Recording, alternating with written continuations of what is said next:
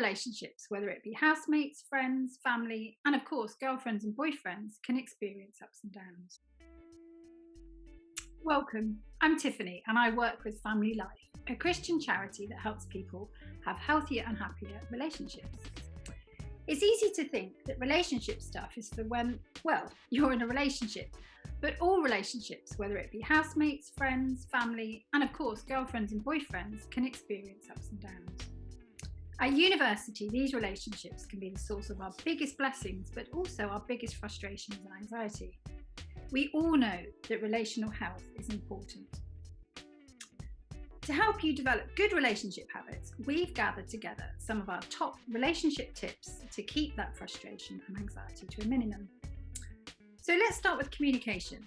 So you've been thrown at the deep end in a student flat with 5 other people you don't know. The chances are you all have different backgrounds, different ways of communicating, and different ways of understanding what's being communicated. Not to mention different standards of domestic cleanliness. It's a recipe for friction from day one. So let's imagine a scenario. Your housemate, Luke, has just finished off your milk for the 4th time.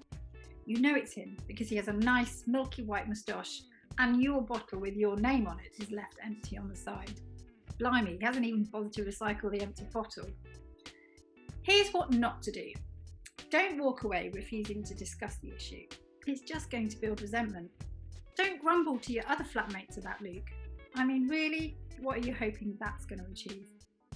Don't launch in with attack and criticism. Luke's defences will just go straight up. Don't explain away his behaviour. He's a selfish type so-and-so. Don't jump in trying to fix his problem. He'll just feel like you're being superior, which you probably are.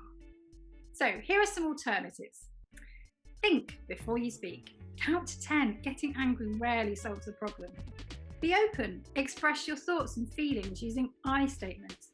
It sounds a lot less accusatory and helps him see things from your point of view. Listen well by giving focused attention.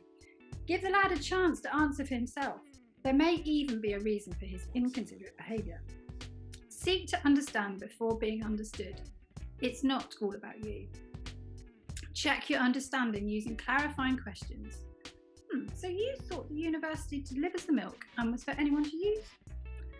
Now, you and Luke have talked about this in a constructive way and you've come out the other side of Milkgate with a better understanding of each other, and you may even have the start of a budding friendship.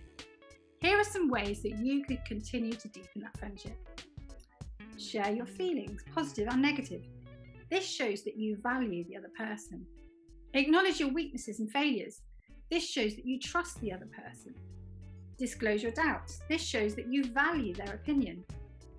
Admit your fears. This shows you feel safe with the other person. And ask for help. This opens up the way for the other person to ask you for help should they need it, and it creates a cycle of support and care. So let's now think about conflict resolution. With all friendships, there is inevitably conflict, especially if you're opening up and going deeper with that friend. Nobody's perfect, and invariably it's other people who suffer as a result of our imperfections. Conflict is normal. It's so normal, in fact, that it's scary how rubbish most of us are at dealing with it. So here are 3 basic rules to remember when you're in a conflict situation. Number 1, take the initiative to confront the issue. Don't wait for them to, even if you think they're entirely to blame, which is unlikely. When you do this, don't lump all your grievances together. Decide on the main issue and remember, you're confronting the issue, not the person. Number 2, kindness goes a long way. Have this conversation in a private place.